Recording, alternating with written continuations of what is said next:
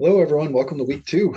Things are moving quick, but yeah, I think we had a good first start to the first week with all the discussions and jumping in there. Great thoughts were shared.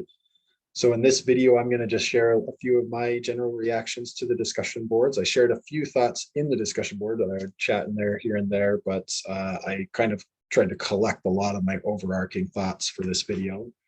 And then I'll chat a little bit about the materials for this week from the Gladding text as well as a video that you'll be watching. Okay, so discussion board follow-up. So yes, just some thoughts. This might be obvious to some or maybe helpful to others. We'll see, I guess. But so just remember that family can be included in individual counseling, and it's not necessarily family counseling. So for example, once I was working with a 14-year-old, and periodically we would have the parents come in to just kind of check in on the progress and kind of see how the dynamic was playing out, seeing the progress in the moment.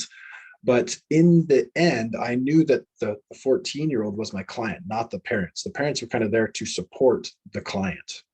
So even though the family dynamic was occurring, I still always needed to keep in mind that the client was the team. So why this was important is because sometimes I kind of noticed, you know what, maybe that parent needs to work on this specific area.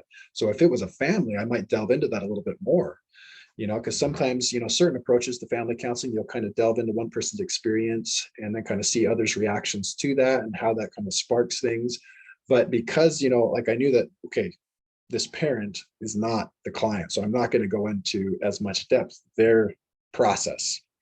So obviously family counseling, it's where it's, the family is the client. So that kind of helps orient how will I intervene? Who will I focus on and why? So having that clear intentionality and that clear why of how I'm intervening and why, I'm intervening this way, how it's supported by a framework, by a theoretical or evidence-based framework becomes really important. So obviously, like I was just describing, those family dynamics are often, with most clients in my experience, are going to come up in the individual counseling, but with the other members not there, you're just having one lens of that circular process, of that feedback loop. So it can be kind of limiting to just have the one lens, but sometimes it's needed. Sometimes the one individual needs to work through some of their challenges, through some of their issues before they can kind of successfully engage with the system. Let's see. This kind of came up, but one thing that I find is incredibly beneficial from family counseling is that the dynamics are playing out in the present moment. Some of you addressed that in your discussion boards, but it's almost, in individual counseling, sometimes the dynamics that they're experiencing outside of session can surface in session or even between the counselor and the client. So using immediacy to respond to that. But family counseling, it's often all present moment. You're seeing the dynamic play out that occurs at home. So then you can kind of intervene, and it's really connected to the exact reason why the client's coming in. So I think that's one pretty significant advantage to family counseling is that present moment focus. And you can see that in group counseling as well. Oftentimes, the group process will kind of, it's like it becomes a social microcosm. So basically the issues that are occurring outside of counseling begin to surface in the group or in the family counseling. What else? One thing that I wanted to ask you all is start to think about, what are your beliefs about the role of the counselor when working with families or couples?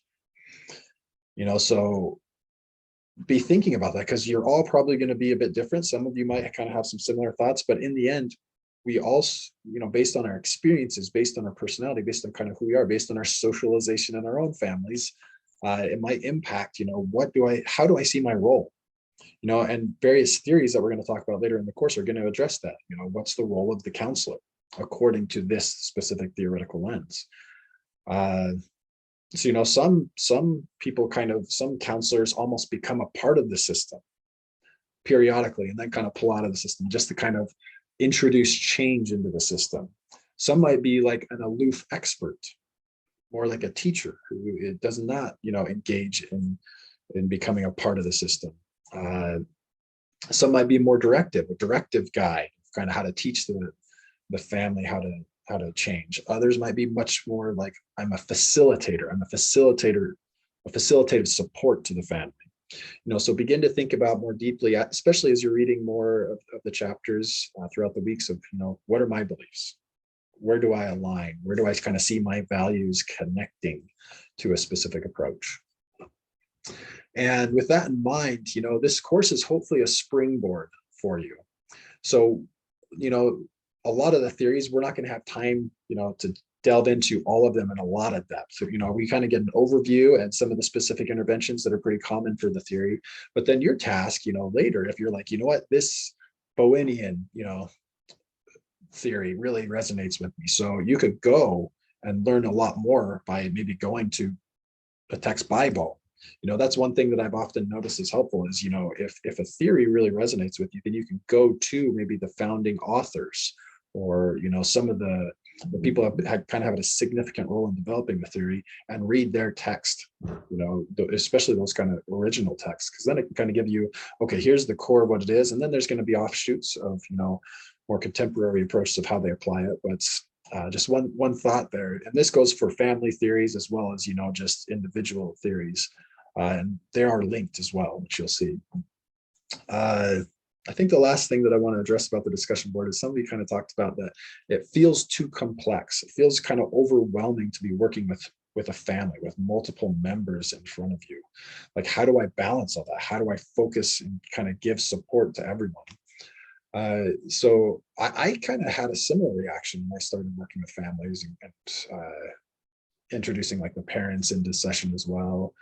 But I was one of my professors in my PhD program. He was actually trained as a marriage and family counselor or marriage and family therapist in an MFT PhD program. And he was actually afraid to work with an individual because all of his experience was working with couples or families. So it became normal to him to be like, okay, here, yeah, like there's more people in the session. So it's kind of easier to go with the flow of what to focus on. We kind of see the dynamics. So it was just normal to him. Counseling tends to kind of start by focusing on the individual level for counseling. So then it might feel kind of scary to go work with the family. But I just bring up that example of this MFT counselor who began working with individuals, is that was scary for them. That felt kind of complex of like, what are we going to talk about? Like we can't see the dynamics, So I hope that just kind of challenged you to see that, with experience comes more familiarity and more understanding.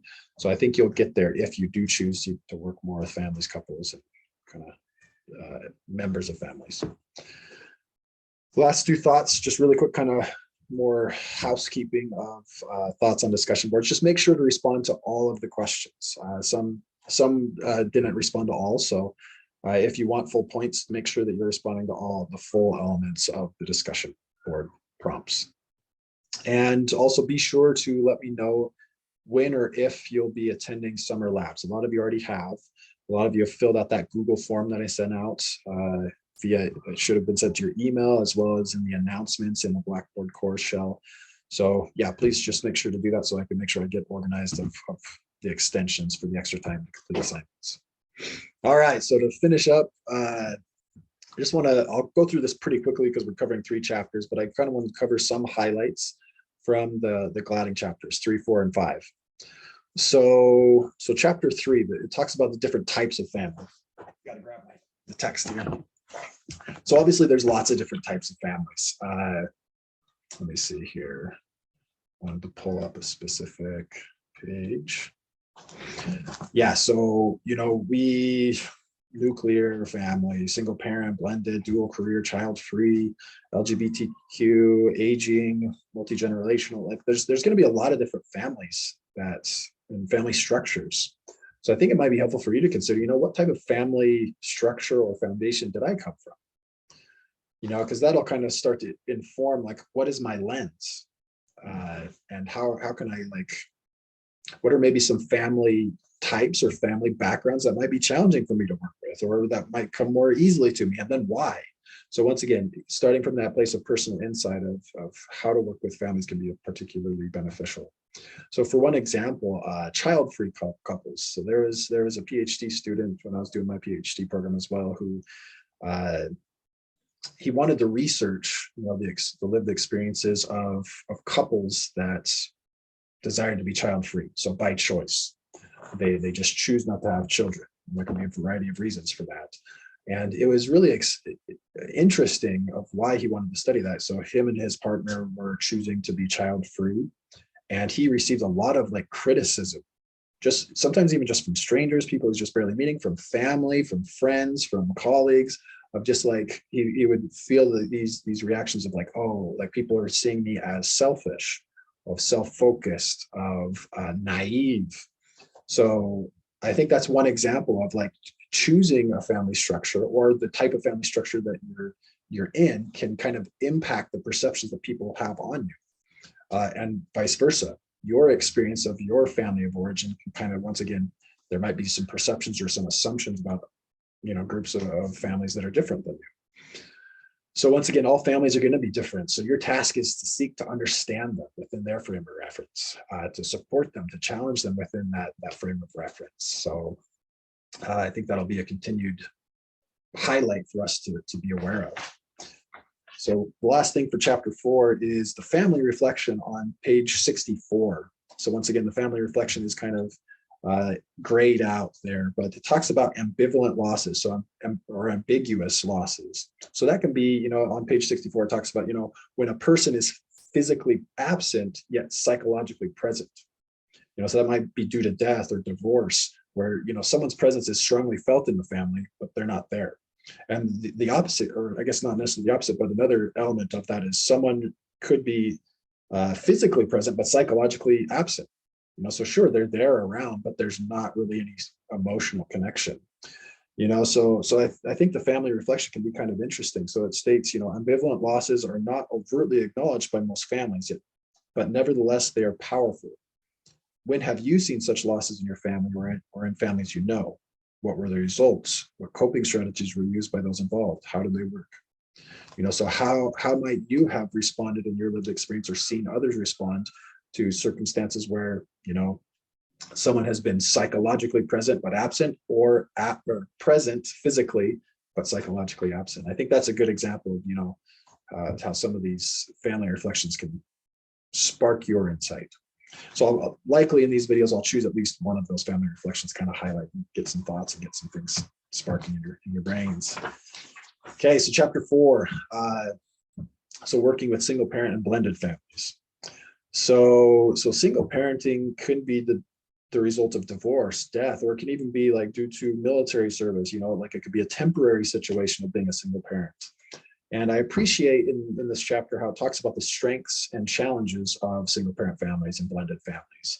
So, sometimes I think in counseling we might, kind of focus on, what are the problems? What are the issues? But, what are the strengths too? What are, so a lot of, theories tend to align with a little bit more of this strengths-based approach. So I appreciate in this chapter how they mention both.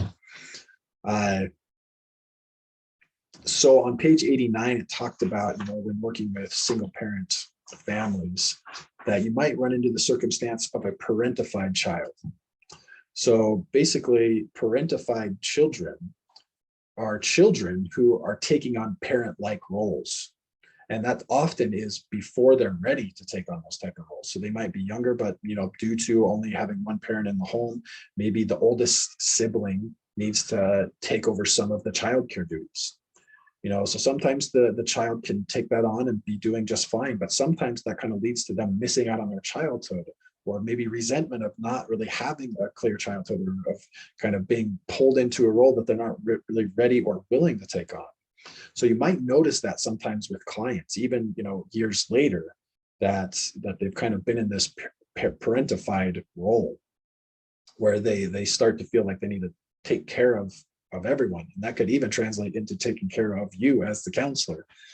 So I think that's one specific process that I've noticed in my clinical experience, and that I think can be a helpful lens and dynamic to be aware of. So working with blended families, I felt like page 92, the table on page 92, table 4.4, was pretty helpful in kind of talking about, blended families is basically the merging of two separate family units. And, sometimes, maybe one of someone's partner died and then they remarry, or there's divorce and then there's remarriage or repartnership. I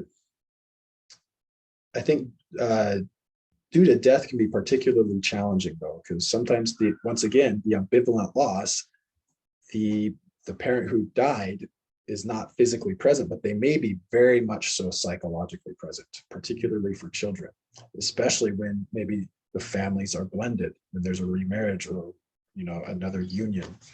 So there might be a lot of unfinished business being experienced by children or by the partners. So yeah, that emotional presence can be particularly helpful. Also, like an emotional divorce, I felt like that was helpful in table 4.4 on page 92, that sometimes family, the partners may have been divorced, but they're like, so on paper, yeah, they're divorced, but the emotional repercussions, they're still not fully emotionally divorced. So it's kind of hard to move into a blended family unit when one or the other of the partners is not yet emotionally divorced. Yeah, so just some dynamics once again to be considering. For some reason in this chapter, I just started thinking more about the roles of the counselor, and some things that I've noticed that, what is the role of the counselor when working with families, and this is obviously going to be influenced just by my lived experience as a counselor and a counselor educator, but I've noticed, that oftentimes the role of the counselor is to create an environment where the family client can, or the couple client can explore their emotions, where they can feel their emotions, where they can show their emotions to each other. It's also sometimes important for the counselor to help the family explore loyalties. So on page 97, it talks about that, so guidance in retaining old loyalties. So that might be like, particularly the ambivalent losses, they're still loyal to the parent who's no longer physically present, but psychologically they are.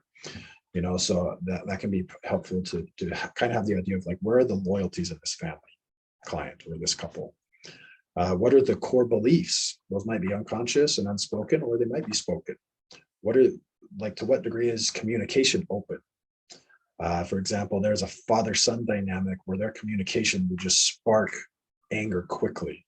So the father would try to talk to the son when I was working with him, and the son would get really reactive and angry. Then the father would try to get more like intellectual and keep talking, and the son would get angrier. So once again, circular causality, that feedback loop would just flame the fire for the team.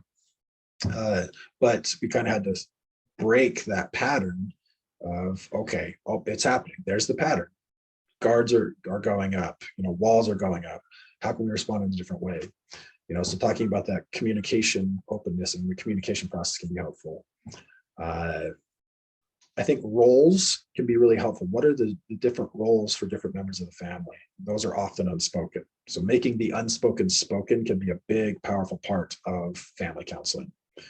What are the rules? Once again, likely unspoken. And also making sense of like coalitions.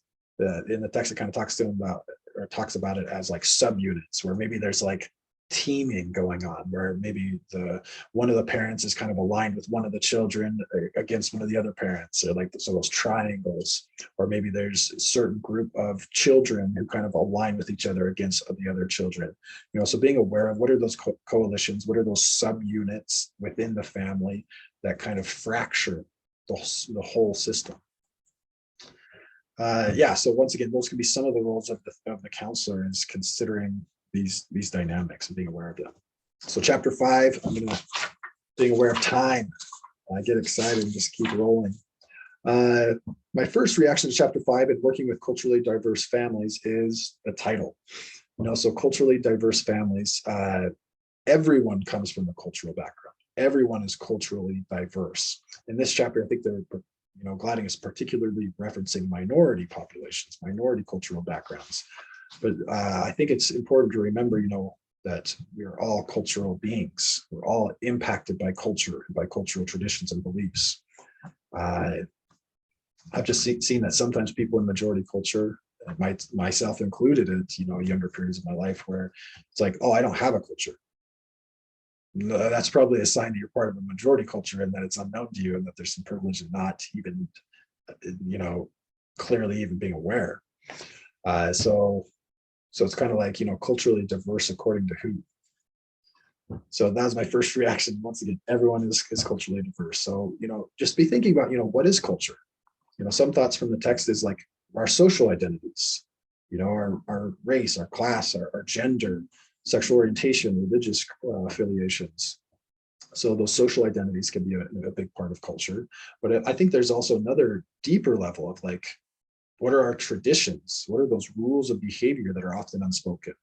What are those deeply ingrained patterns, either behavioral or emotional or just ways of viewing the world?